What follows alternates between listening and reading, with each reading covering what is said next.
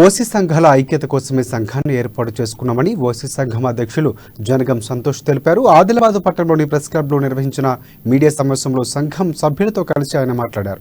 ఏ రాజకీయ పార్టీతో ఏ సంఘానితో తమకు ఎలాంటి సంబంధం లేదని, తమ హక్కుల సాధన కోసమే సంఘాన్ని స్థాపించుకున్నామని వారు తెలిపారు.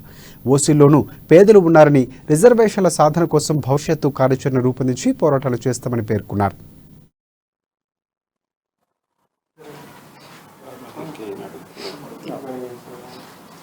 ఓసీ సంఘాల యొక్క ఐక్యత కోసమే ఈ సంఘం ఏర్పడ్డది.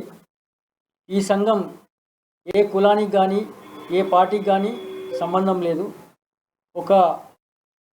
మా యొక్క డిమాండ్స్, మా యొక్క కష్ట సుఖాల కోసమే ఈ సంఘం ఏర్పడ్డది. ఓసీ సంఘాల్లో కూడా పేదవాళ్ళు ఉన్నారు, చదువు కోసం ఎదురు చూసే వాళ్ళు ఉన్నారు.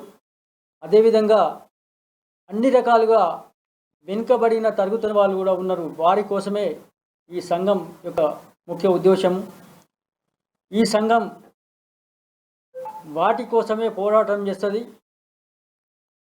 రిజర్వేషన్ల విషయంలో మా పేదలకు కూడా రిజర్వేషన్లు కావాలని చెప్పేసి